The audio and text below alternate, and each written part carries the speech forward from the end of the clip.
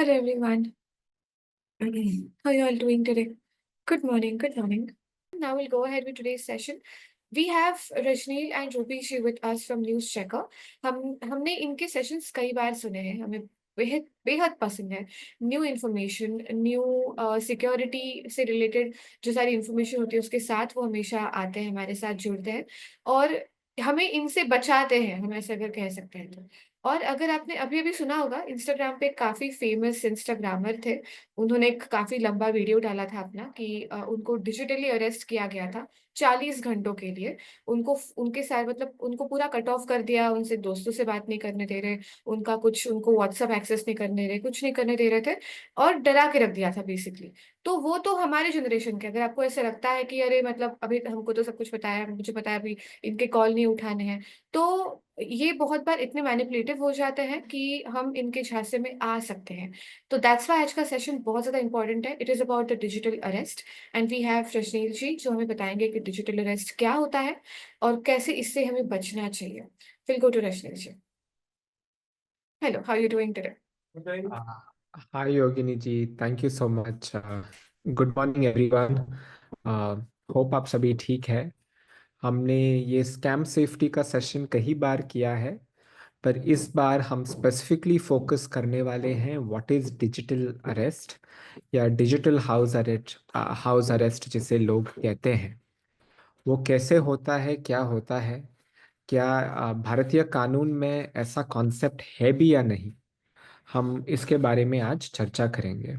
तो अब जैसे हमने कहा, हर दिन जब हम न्यूज़पेपर उठाते हैं, हम हेडलाइंस देखते हैं, तो कई बार ऐसे होता है कि हमें स्कैम्स के बारे में पता चल जाता है. जैसे एक 82 ईयर ओल्ड के पर्सन थे, मिस्टर SP ओसवाल. वो वर्धमान ग्रुप के चेयरमैन हैं. उनको भी ऐसे ही डिजिटल अरेस्ट किया गया और उनका 7 करोड़ का लॉस हुआ था. उसने 7 करोड़ ट्रांसफर किए थे. हालांकि इस केस में वो 7 करोड़ में से 5 करोड़ उनको वापस मिल गया, फिर भी 2 करोड़ अभी तक मिला नहीं है. और जो लोग उस इस स्कैम के पीछे थे वो अभी तक फरार हैं, उनको पकड़ा, वो अभी तक पकड़े नहीं गई है. वैसे ही एक बिजनेसमैन थे बेंगलोर में, ही लॉस्ट 6.6 करोड़. एक इन्वेस्टमेंट स्कैम था. एक और KYC स्कैम होता है और किसी ने 8 लाख गवा दिए. फोन बिल, इलेक्ट्रिसिटी बिल का भी स्कैम होता है. अब ये जो डिजिटल अरेस्ट होता है, ये 3 तरह का कॉल आ सकता है आपको. एक जो होता है CBI के थ्रू कॉल आता है कि आपके नाम पे एक बैंक अकाउंट खोला गया है. दूसरा होता है कि आपके नाम पे कोई पार्सल भेजा गया है, जैसे यहाँ पे somebody lost 1.8 करोड़ मुंबई में क्योंकि उनके नाम पे कोई पार्सल था. अब वैसे ही a 77-year-old lady in the US lost about 5 crores again, tech support scam. अब दिक्कत क्या होता है कि हाँ, ये स्कैम तो होता है, पर यहाँ पे कन्विक्शन रेट बहुत लो है. जो लोग एक्चुअली पकड़े जाते हैं इस स्कैम, जो लोग एक्चुअली ये स्कैम करते हैं, वो पकड़े नहीं जाते. तो उनके लिए जो रिस्क होता है बहुत कम है और जो रिवॉर्ड होता है वो बहुत ज्यादा है. बस अगर एक महीने में भी सिर्फ एक आदमी को या औरत को उन्होंने स्कैम किया और 1 करोड़ उनको मिल गया, तो उनके लिए वो 1 करोड़ रुपए हम मतलब बहुत बड़ा रकम है, 1 करोड़. तो हम स्कैम से बचने के लिए हमें जागरूक होना बहुत ज़रूरी है. स्कैम से बचने के लिए हमें ये पता करना है कि ये स्कैम क्या है, ये स्कैमर्स किस तरीके से ऑपरेट करते हैं, ये स्कैम कैसे परपेट्रेट करते हैं. और अगर हम इस चीज को आइडेंटिफाई कर सकते हैं, तो अगले बार जब हमें ये फोन कॉल आए, हम इस उनके जाल में न फंसे, उनके चंगुल में न फंसे.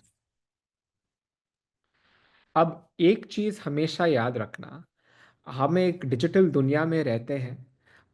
हम एक दूसरे के साथ व्हाट्सएप पे बात करते हैं, हम अमेजोन पे शॉपिंग करते हैं, हम डोमिनोज पिज्ज़ा खरीदते हैं. कई बार हमें PF मिलता है तो वो EPFO, जो एम्प्लॉय प्रोविडेंट फंड ऑर्गेनाइजेशन होता है, हम उनके साथ संपर्क में रहते हैं. हम जेप्टो से या जोमेटो से शॉपिंग भी करते हैं, उबर पे हम उबर या ओला पे टैक्सी मंगवाते हैं।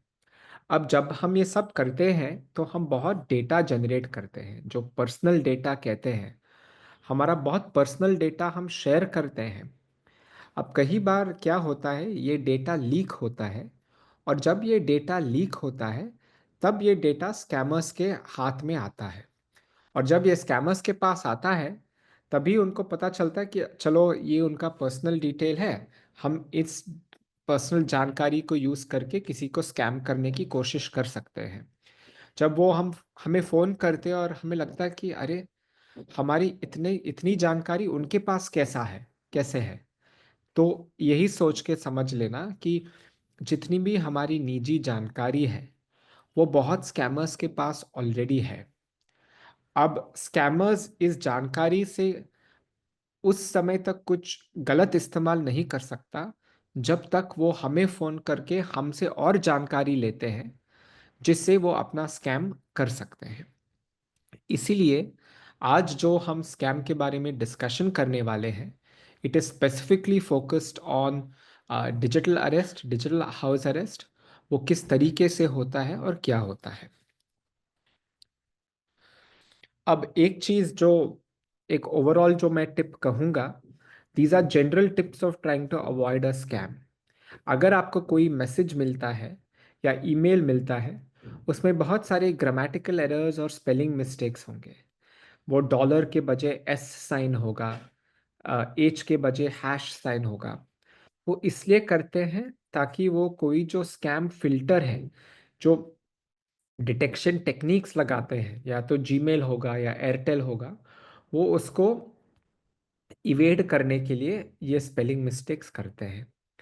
अब कई बार आपने देखा होगा, ये जो स्कैमर्स होते हैं वो आपको हमेशा बोलेंगे कि एक लिंक पे क्लिक करो, एक एप्लीकेशन पे क्लिक करो, या हमारे साथ एक फ़ोन कॉल करो। अब स्कैमर्स क्या करते हैं, वो आपकी जो एक सुरक्षित एनवायरनमेंट है जिसमें आप रहते हैं, वो उस एनवायरनमेंट से आपको बाहर ले जाने की कोशिश करेंगे।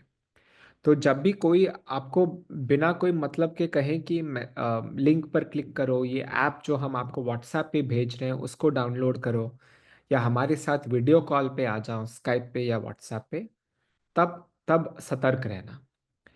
कई बार ये भी होता है कि स्कैमर्स को आपके बारे में पूरी जानकारी नहीं है, सिर्फ कुछ जानकारी है। और वो ऐसे बर्ताव करने की कोशिश करेंगे जैसे वो आपकी वेरिफिकेशन कर रहे हैं, और उस वेरिफिकेशन प्रोसेस में आप अपने बारे में जानकारी उनको दे देते हैं।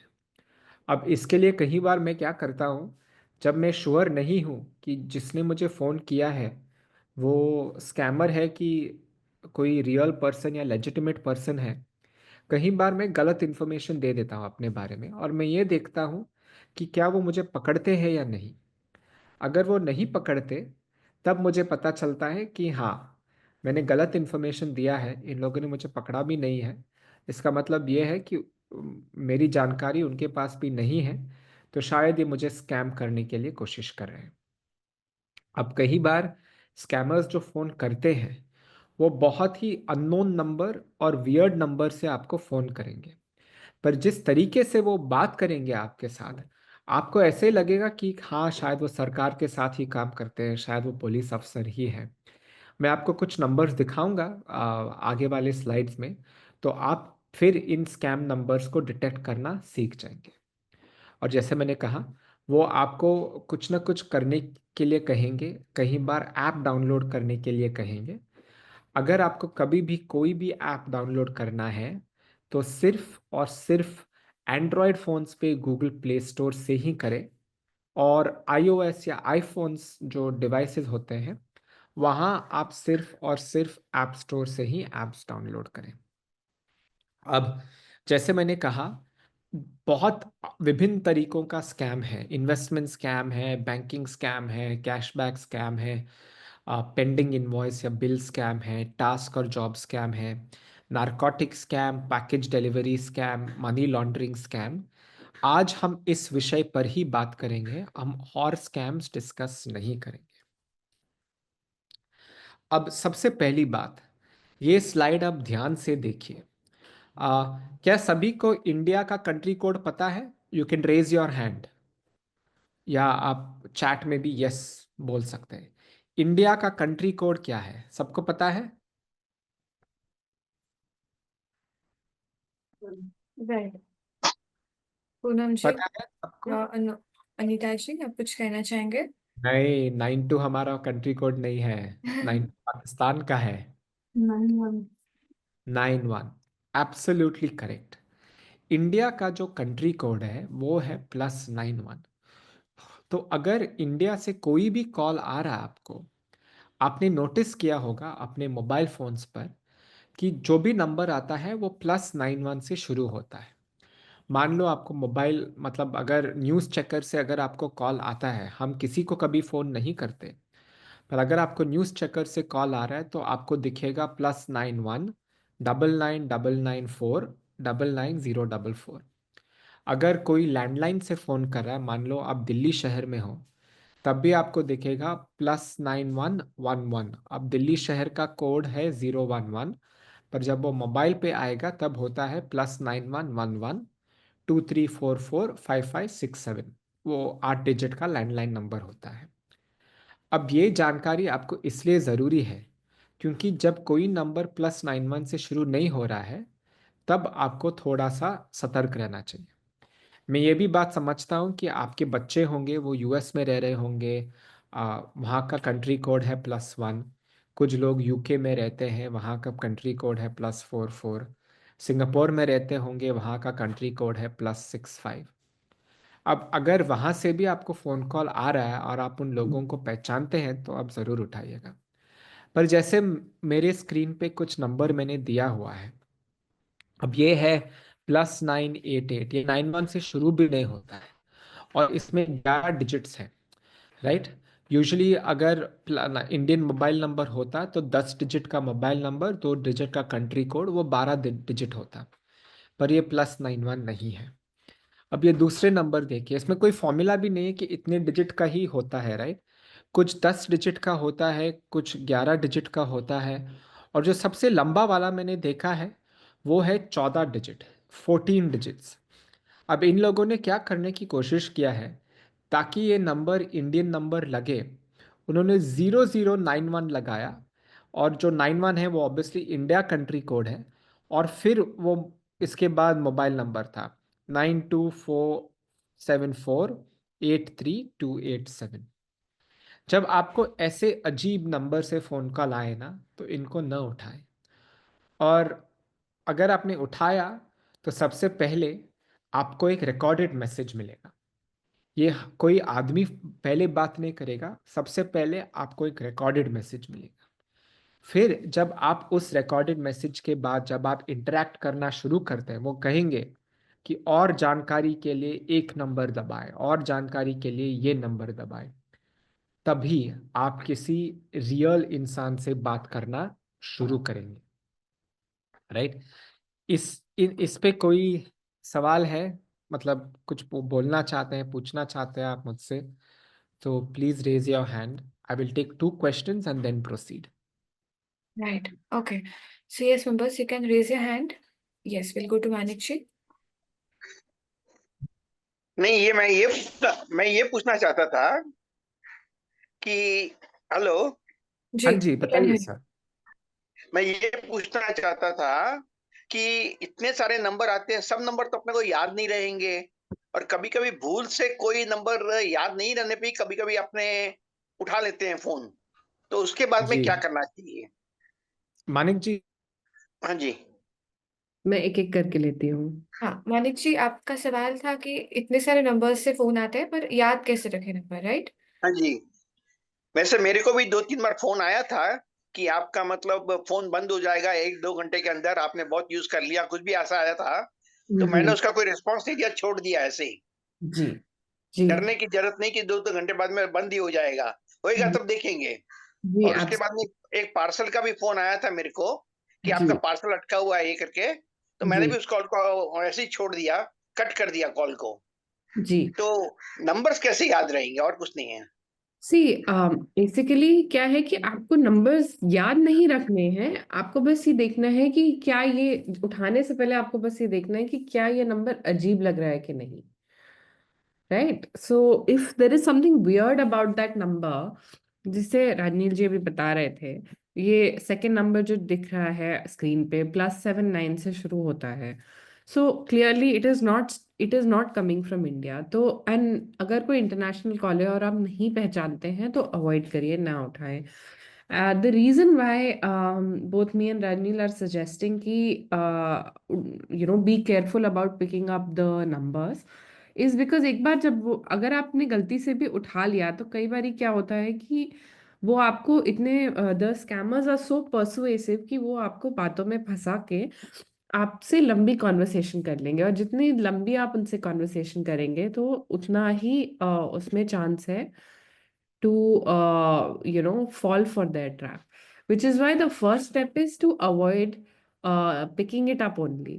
So I hope that that answers your question, sir. Perfect.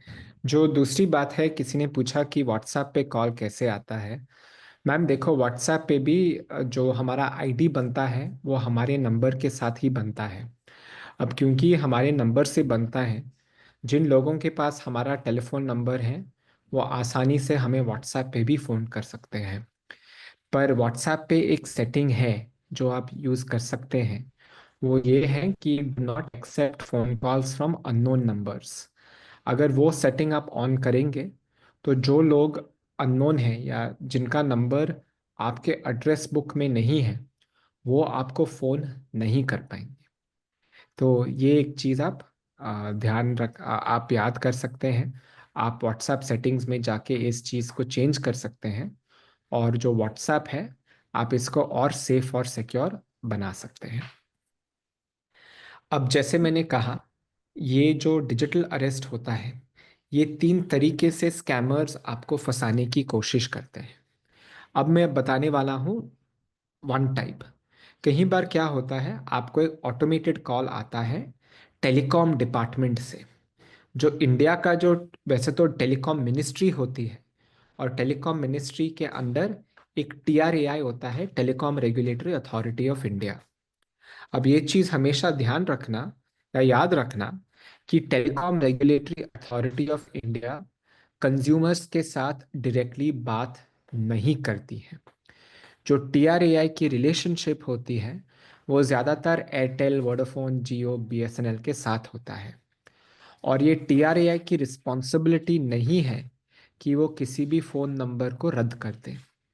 ये पहले टेल्को की रिस्पॉन्सिबिलिटी होती है। आपको एक फ़ोन कॉल आता है कि आपका जो फ़ोन नंबर है वो 2 घंटे में वो काटा जाएगा, क्योंकि आपके नाम पे कुछ इलीगल हुआ है और इसलिए आपका फ़ोन नंबर काटा जाएगा। और फिर वो बोलेंगे कि और जानकारी के लिए एक नंबर दबाइए। जैसे आप एक नंबर प्रेस करते हैं, आपके साथ एक फ़ोन कॉल शुरू होता है, और ये जो फ़ोन कॉल शुरू करते हैं वो आपको बताते हैं कि आपके नाम पे किसी ने एक सिम कार्ड लिया है और उस सिम कार्ड और नंबर से गैर कानूनी चीज़ें कर रहे हैं। उसकी वजह से वो उस नंबर को भी बंद कर रहे हैं और आपके नंबर को भी बंद कर रहे हैं। अब आप सोचते होंगे, पर मैंने तो कोई नया सिम कार्ड लिया ही नहीं है, मेरे नाम पे कैसे हो सकता है? तब वो आपको बताएंगे कि आपका आधार कार्ड यूज़ किया गया इस नंबर के लिए। फिर पूछेंगे, क्या आपने कभी भी अपना वॉलेट गंवाया है, आपने किसी के साथ अपना आधार कार्ड शेयर किया है? हो सकता है कि वहाँ से किसी को आपका आधार कार्ड मिल गया है और वहाँ से उन्होंने उस चीज़ को मिसयूज़ किया है। फिर वो बताएंगे कि अगर आपको अपना नंबर डिस्कनेक्ट नहीं करना है तो फिर आप एक पुलिस कंप्लेंट दर्ज करा सकते हैं। अब वो क्या कहेंगे, वो आपको पूछेंगे कि आप कहाँ पे रहते हैं। तो जैसे आप बोलेंगे दिल्ली, वो बोलेंगे पर नहीं, हम तो मुंबई से फ़ोन कर रहे हैं। तो अगर आपको पुलिस के साथ कंप्लेंट दर्ज कराना है तो दिल्ली पुलिस के साथ तो हो नहीं सकता, वो मुंबई पुलिस के ही साथ होना है। और क्योंकि आप दिल्ली से मुंबई सिर्फ इस चीज़ के लिए नहीं आ सकते, हम आपको कनेक्ट करेंगे मुंबई पुलिस के पास फ़ोन के थ्रू, और फिर वहां से आप कंप्लेन दर्ज करा सकते हैं, राइट। अब कई बार वो आपको बोलेंगे ये डिटेल्स लिखिए, ये नंबर है, ये इस जगह पे ये कनेक्शन लिया गया है, इन लोगों ने ये किया। और अगर आप नहीं लिखोगे तो उनको पता चलेगा कि आपने इन लोगों को सीरियसली नहीं लिया गया है, क्योंकि वो आपको बोलेंगे जो भी जानकारी मैंने आपको दिया है वो फिर से रिपीट करिए। तो अगर आपने लिखा नहीं है तो आप रिपीट भी नहीं कर पाएंगे। तो एक जो कॉल आता है वो TRAI से आता है। अब जो दूसरा कॉल आता है वो कई बार क्या होता है, वो कुरियर कंपनीज जो होते हैं, या तो फेडेक्स से आएगा, DHL से आएगा, Mumbai customs department, Delhi customs department, Chennai customs department, या कोर्ट से आता है। पहले तो रिकॉर्डेड मैसेज ही आता है, the parcel you have sent has run into problems, please press number 1 to know more. अब पहले आप सोचेंगे मैंने तो कुछ भेजा भी नहीं है, या आप सोचेंगे हाँ मैंने कुछ भेजा तो था पर क्या दिक्कत हुआ है उसके साथ। सॉरी, मैं अपना वीडियो बंद कर रहा हूं ताकि कनेक्टिविटी में कोई दिक्कत ना हो, but I hope you can hear me. Yes, the voice is okay, clear. Perfect. तो कई बार क्या होता है कि आपको भी डाउट होता है कौन सा पार्सल है ये, मैंने भेजा है कि नहीं भेजा है, शायद हाँ कुछ दिक्कत हो सकता है। या कई बार क्या होता है आपको लगता है कि हाँ किसी ने मुझे कुछ भेजा तो है पर क्या दिक्कत हो गया, राइट। बहुत ही मतलब रिलेटेबल सिचुएशन होता है ये। तो फिर आपको लगता है कि चलो इसके बारे में और जानकारी ले लूँ मैं। तो फिर वो आप नंबर 1 प्रेस करते हो, और जैसे प्रेस करते हो फिर कॉल सेंटर में चला जाता है। उस कॉल सेंटर में वो बताते हैं कि यू नो हेलो एवरीबॉडी, वो बताएंगे कि आपके नाम पे एक पार्सल भेजा गया है। उस पार्सल में क्रेडिट कार्ड्स है, पासपोर्ट्स है, सिम कार्ड्स है, और ड्रग्स भी है जो गैर कानूनी चीज़ें हैं। अब क्योंकि ये आपके नाम पे भेजा गया है, ये कार्यवाही आपके खिलाफ होगी। अब आप ऑब्वियसली बताएंगे उनको कि आपको इस पार्सल के बारे में कोई जानकारी नहीं है, आपने ये पार्सल नहीं भेजा है। तो फिर वो बोलेंगे कि आर यू श्योर कि आपको इसके बारे में कुछ भी नहीं पता, क्योंकि आपका आधार कार्ड यूज़ करके ये पैकेज भेजा गया है। और फिर वही टेक्निक आजमाएंगे कि आप दिल्ली में हैं, हम मुंबई में हैं, आपको कंप्लेन दर्ज कराना पड़ेगा। आप कंप्लेन कैसे दर्ज करा सकते हैं, हम आपको अ, हम आपको कनेक्ट करेंगे और आप फ़ोन के थ्रू ये कंप्लेन दर्ज करा सकते हैं। उस कॉल में भी वो आपको बताएंगे कि आप ये डिटेल्स लिखिए और ये रिपीट करिए। तो ये जो अब आपके स्क्रीन पर है, ये कॉल मुझे भी आया था। उन्होंने कहा कि आपके नाम पे मुंबई से कुआलालंपुर एक पैकेज भेजा गया है, कोई नाम था ग्लोबल इंटरनेशनल कुरियर्स। तब भी मुझे पता चला कि कुछ गड़बड़ है, क्योंकि मुझे कॉल आया था फेडेक्स से और फिर बताया जा रहा है कि ग्लोबल इंटरनेशनल कुरियर से ये पैकेज भेजा गया। अगर फेडेक्स ने फ़ोन किया है तो फेडेक्स पे ही तो कुरियर जाना चाहिए, करेक्ट। तो मैंने कहा कि अच्छा ठीक है। फिर उन्होंने मुझे एक ट्रांजैक्शन आईडी दिया, कितने पैसे दे दिए इस कुरियर को, 5350। किसके नाम भेजा गया, वैंग जैंग, मलेशिया में।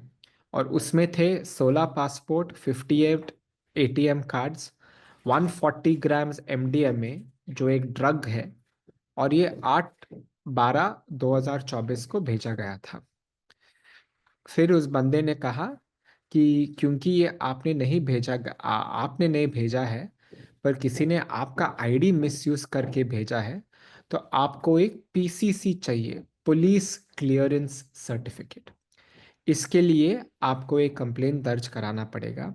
अब क्योंकि आप दिल्ली में हैं नहीं, आप मुंबई में हैं नहीं, हम आपको कनेक्ट करेंगे मुंबई पुलिस को। जब आप मुंबई पुलिस के साथ बात करेंगे तो ये सारा डिटेल्स दे देना और फिर आगे ये आपकी मदद करेंगे, ठीक है। तो ये होता है दूसरे तरीके का जो कॉल आएगा आपको। अब जो तीसरा कॉल आता है वो यूजुअली ये होता है, वो बोलेंगे कि वो CBI से है, central bureau of investigation, ED, enforcement directorate. वो भी रिकॉर्डेड कॉल आएगा कि आपका जो बैंक अकाउंट है वो 2 घंटे में बंद हो जाएगा क्योंकि कुछ इलीगल एक्शन हुआ है। अब कई बार क्या होता है कि लोग डरते हैं, मेरा बैंक अकाउंट क्यों बंद होने वाला है, मैंने क्या किया। तो लोग वो जो आईवीआर कॉल आता है, जो ऑटोमेटेड कॉल आता है, वो नंबर 1 डायल करते हैं। और जैसे ही वो नंबर 1 डायल करते हैं, फिर वही फ़ोन कॉल शुरू होता है। अब इस बार क्या होता है, वो जो जिससे आप बात कर रहे होंगे, वो आपको बताएंगे कि आपके नाम पे एक बैंक अकाउंट खोला गया है और उस बैंक अकाउंट में 80 लाख का डिपॉजिट हुआ है। वो जो पैसा डिपॉजिट किया गया है, वो जेट एयरवेज, सभी लोग जेट एयरवेज को जानते हैं, याद करते हैं जेट एयरवेज को। बहुत साल पहले एक एयरलाइन था हमारा जेट एयरवेज, याद है सबको? Yes. You can write in the chat box, everyone. But हाँ, और वो काफी समय पहले बंद भी हो गया, राइट? जी जी, कुछ साल पहले बंद भी हो गया था। और जेट एयरवेज के जो ओनर थे, चेयरमैन थे, नरेश गोयल, उनको वो एक्चुअली अरेस्ट हुए थे बीच में। और अरेस्ट हो जाने के बाद उनके खिलाफ मनी लॉन्ड्रिंग का केस था। तो ये जो स्कैमर है वो आपको बताएंगे कि उस केस के तहत आपके अकाउंट में कुछ पैसे जमा हुआ है, और क्योंकि वो ऑलरेडी इन्वेस्टिगेशन चल रहा है, अब आप भी उस मनी लॉन्ड्रिंग केस के हिस्सा बन चुके हैं। अब आप तो सोचेंगे कि मेरा तो कोई ऐसा अकाउंट ही नहीं है, मुझे इसके बारे में कुछ जानकारी भी नहीं है, तो मैं कैसे मतलब इस अकाउंट को ऑपरेट कर सकता हूँ।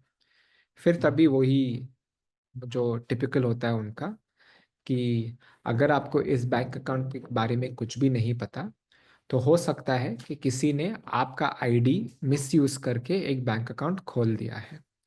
अब क्योंकि आपको इस बैंक अकाउंट के बारे में कुछ भी जानकारी नहीं है और ये बैंक अकाउंट आप ऑपरेट या यूज़ नहीं करते, आपको एक पुलिस क्लियरेंस सर्टिफिकेट की ज़रूरत है। और उसके लिए आपको पुलिस के साथ एक कंप्लेंट दर्ज कराना पड़ेगा।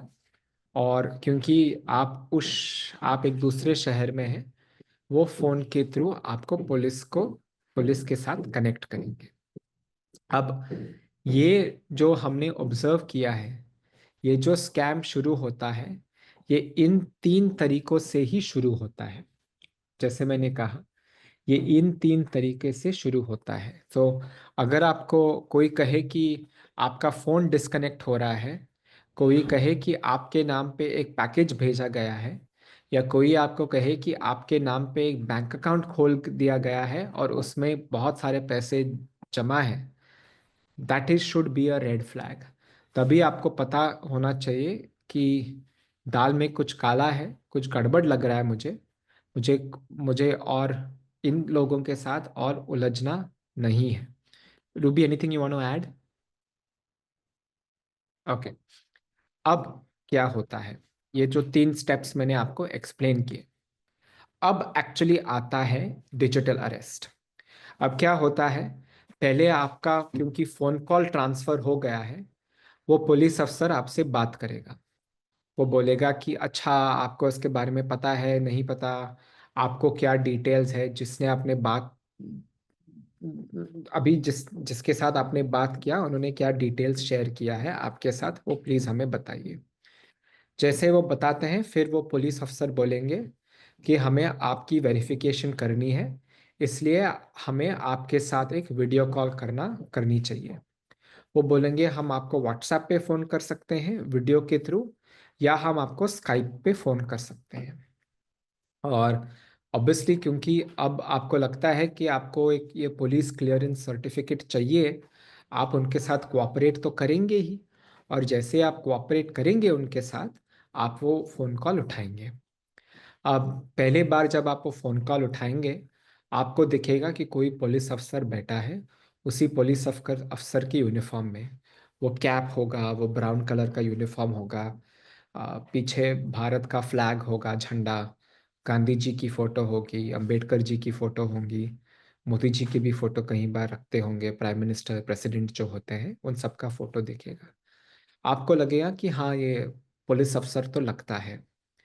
फिर वो पुलिस अफसर बोलेंगे कि आपको अपना वीडियो ऑन रखना है, और क्योंकि ये जांच हो रही है, आपको एक कमरे में जाके बैठना है और उस कमरे को आपको बंद करना है, ताकि उस कमरे में सिर्फ आप और आप ही रहें और कोई उस कमरे में रहना नहीं चाहिए। और वो बोलेंगे कि आप, क्योंकि आपने वीडियो कॉल किया है, आप अपना वीडियो ऑन रखें और कमरे में जाइए, दरवाज़ा बंद करें और फिर वीडियो के थ्रू हमें दिखाइए कि कोई उस कमरे में नहीं है। तो आपको लगेगा आप पुलिस अफसर के साथ कोऑपरेट कर रहे हैं, तो जैसे वो कहेंगे आप वो ही करेंगे। अब कई बार क्या होता है, लोग उस चीज़ को फॉलो करते हैं, वो कमरे में जाते हैं, बंद करते हैं, और जैसे ही उस अफसर को लगा कि आप उनकी बात मान गए हैं, अब वो आप पर दबाव करना शुरू करेंगे। वो बहुत सवाल पूछेंगे, आपको बहुत प्रेशर में डालेंगे। आपको कैसे नहीं पता कि आपका नंबर मिसयूज नहीं हुआ है? आपको इस चीज़ के बारे में जानकारी होनी चाहिए। वो ऐसे मतलब सवाल पूछने की कोशिश करेंगे ताकि आप अपने ही बातों में फंसे, और फिर बोलेंगे कि हमें शक है कि ये मिसयूज नहीं हुआ है, ये एक्चुअली आप ही ने किया है। और वो इतना डर, आप में डर पैदा करने की कोशिश करेंगे कि बहुत लोग डर भी जाते हैं। और फिर वो ये भी कहेंगे कि आप कोई भी मैसेज का रिप्लाई नहीं कर सकते, आप कोई भी फ़ोन कॉल नहीं उठा सकते, आप किसी और से बात भी नहीं कर सकते। अगर आपने किसी और के साथ बात किया तो आप नेशनल सीक्रेट्स एक्ट का उल्लंघन करेंगे। फिर आप भी और जिसके साथ आपने बात किया है वो भी इस कांड के लिए जिम्मेदार होंगे। अब फिर बोलेंगे कि जब तक ये जांच जांच होगी, आप डिजिटल अरेस्ट पे होंगे। डिजिटल अरेस्ट का मतलब है कि उन्होंने आपको उस कॉल के थ्रू अरेस्ट कर लिया है आपके घर में। वो आपको बताएंगे कि आप अपने घर के बाहर नहीं जा सकते, क्योंकि अब आपके घर के बाहर उन्होंने पुलिस अफसरों को भेजा है। तो अगर आप बाहर जाने की कोशिश करेंगे, वो पुलिस अफसर आपको पकड़ेंगे, फिर आपको और भारी जुर्माना देना पड़ेगा। ये आपको बहुत डराएंगे, आपको बहुत धमकाएंगे, बस यही बोलेंगे कि जो हम कहें बिल्कुल वही बात मान लें। फिर वो आपको पूछेंगे कि आपके कितने बैंक अकाउंट्स हैं, आपके बैंक अकाउंट में कितना पैसे हैं। और जैसे आप उनको बताएंगे, वो बोलेंगे कि देखो, हमें इस चीज़ पे जांच करनी चाहिए, इसलिए आपको हमारी बात मानकर जितना भी पैसा आपके बैंक अकाउंट में है वो एक इस अकाउंट में ट्रांसफ़र करना है। और जैसे हमारी जांच खत्म हो जाती है और आप और उनको पता चलता है कि आपका कोई दोष नहीं है इस क्राइम में, तब ये पैसे आपको वापस ट्रांसफ़र कर देंगे।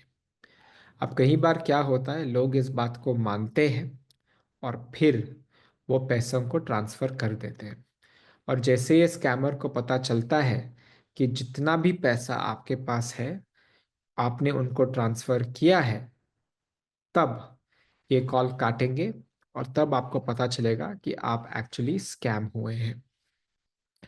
एक चीज़ हमेशा आप सवाल पूछें कि अगर आपने कुछ गलत काम किया है तो पुलिस अफसर आपके पास फिजिकली क्यों नहीं आए, वो आपके घर क्यों नहीं आए, या उन्होंने आपको फ़ोन करके ऐसा क्यों नहीं कहा कि आप जो सबसे नज़दीक पुलिस स्टेशन है वहाँ पे आने के लिए क्यों नहीं कहा आपको।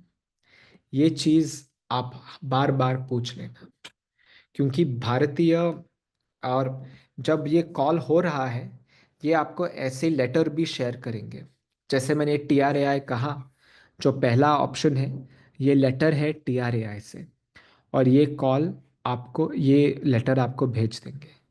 जो दूसरा लेटर है, नरेश गोयल की फ़ोटो है वहाँ पे, तो अगर वो है तो ये आपको भेज देंगे। और जो तीसरा है, आपके नाम पे एक पैकेज भेजा गया जिसमें है ATM card, drugs, all of that. तो ये ऐसे लेटर भी भेजते हैं जिसे देखकर आपको लगेगा कि हाँ ये तो बहुत जेन्युइन है, इसमें कोई भी प्रॉब्लम नहीं है, राइट। क्योंकि ये ऐसे लेटर व्हाट्सएप पे आपको भेजेंगे, आपको लगेगा कि एक्चुअली ये सच है, ये झूठ नहीं है। अब भारतीय कानून के तहत कोई कॉन्सेप्ट नहीं है जिसका नाम है डिजिटल अरेस्ट। ये डिजिटल अरेस्ट जो है ये स्कैमर्स ने बनाया है हमें उल्लू बनाने के लिए, राइट। कोई जो असली पुलिस अफसर है वो आपके घर आएंगे और आपसे पूछताछ करेंगे या आपको नियरेस्ट पुलिस स्टेशन में बुलाएंगे। कोई भी एक वीडियो कॉल के तहत आपको अरेस्ट नहीं कर सकते या आपको ये नहीं बोल सकते कि अपने अकाउंट से दूसरे अकाउंट में पैसे ट्रांसफ़र करें। एक चीज़ याद रखना, अगर आपके खिलाफ कोई भी जांच पड़ताल हो रहा है पुलिस के थ्रू, तो वो आपको ये नहीं कहेंगे कि आप अपना पैसे ट्रांसफ़र करें, वो बस आपके अकाउंट्स को फ्रीज करते हैं। जो रियल पुलिस ऑफिसर्स हैं वो आपके अकाउंट्स को फ्रीज करते हैं, वो कभी भी ये नहीं कहेंगे कि आप अपना पैसे किसी और अकाउंट में ट्रांसफ़र करें। और इस तरीके से ये डिजिटल अरेस्ट का स्कैम चलाते हैं ये लोग। अगर दुर्भाग्य से आप स्कैम हो गए तब आप Indian cyber crime coordination centre में कंप्लेन दर्ज करा सकते हैं cybercrime.gov.in पर जाकर, या आप 1930 पे फ़ोन करके अपना कंप्लेन दर्ज करा सकते हैं।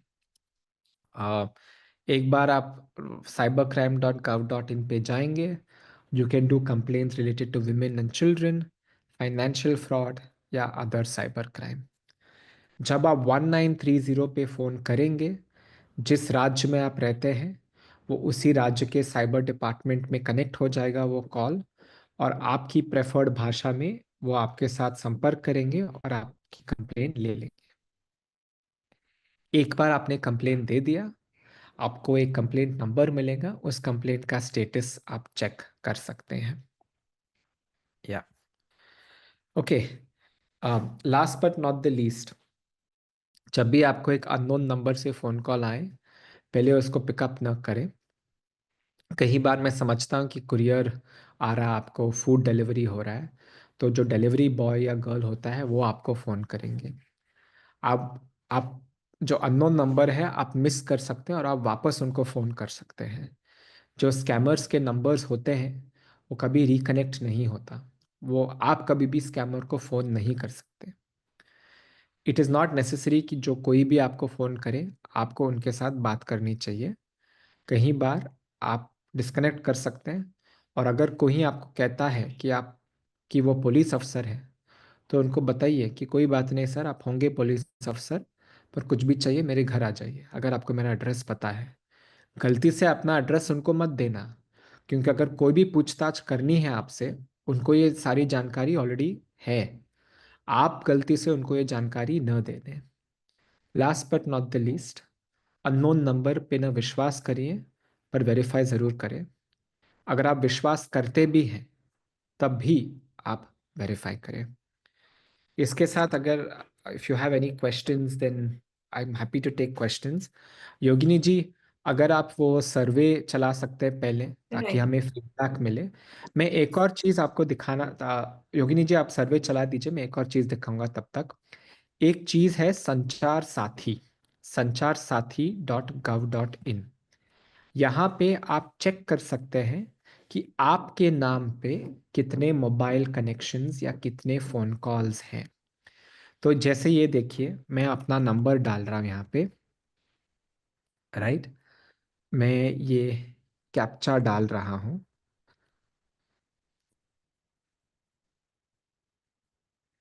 अब मैं कैप्चा वैलिडेट कर रहा हूँ, तो अभी मुझे ओटीपी आना चाहिए। ये जो ओटीपी है ये मेरे फ़ोन पे आता है और ओटीपी आ गया है।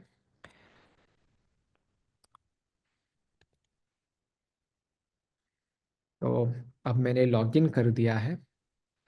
अब इससे पता चल जाएगा कि मेरे नाम पे कितने नंबर हैं, और मैं इन सब को देख के बता सकता हूँ कि हाँ ये सारे मेरे ही नंबर हैं, मैं इन नंबर को पहचानता हूँ। अगर कोई भी नंबर आपका नंबर नहीं है तो आप यहाँ पे कंप्लेन कर सकते हैं नॉट माई नंबर या नॉट रिक्वायर्ड, ये नंबर मुझे नहीं चाहिए या रिक्वायर्ड, राइट। तो अगर आपको फ़ोन कॉल आए कि आपके नाम पे किसी ने कोई नंबर लिया है, तो एक बार संचार साथी पे जाके ये चेक ज़रूर करें कि क्या आपके नाम पे ये नंबर है भी या नहीं, राइट। अब वैसे ही संचार साथी पे काफ़ी सारे सिटीजन सर्विसेज है। Suspected fraud and unsolicited commercial spam आप रिपोर्ट कर सकते हैं इनके पास, राइट। तो आप यहाँ पे आके पूरा रिपोर्ट दर्ज करा सकते हैं। एक मिनट। अगर आपका मोबाइल फ़ोन चोरी हुआ है या वो खो गया है, आप उसको ब्लॉक करा सकते हैं। आप incoming international call with an Indian number ये भी रिपोर्ट कर सकते हैं। तो संचार साथी पे आप ये चीज़ कर सकते हैं। And thank you so much everyone. I hope this session was insightful. Definitely बहुत informative था। ये इतनी सारी बातें तो मुझे भी नहीं बताती जितनी मैंने आज के सेशन से सीखी है। So thank you so much Ruby ji and Rashneel ji आज के सेशन के लिए। ऐसे न्यू न्यू टॉपिक्स के साथ प्लीज हमारे साथ जुड़िए ताकि हम और अवेयर हो पाए अबाउट डिजिटल सेफ्टी।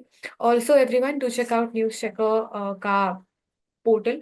अगर आपकी कोई भी फेक न्यूज़ेस है, अगर आपको डाउट है कि अगर ये सही न्यूज़ है, गलत न्यूज़ है जो आपको व्हाट्सएप पे आई है, तो आप वहाँ पे चेक डेफिनेटली कर सकते हैं to be more sure about the news. So अभी के लिए will conclude today's session. Thank you so much everyone. Thank you again Rashneel ji and Ruby ji हमारे साथ जुड़ने के लिए। Thank you. Thank you so much. We'll be waiting for your next session. Abhi ke liye we'll conclude. Thank you and have a happy day ahead everyone and a safe one too. Bye bye. Please like, subscribe and press the bell icon to get notified for new videos.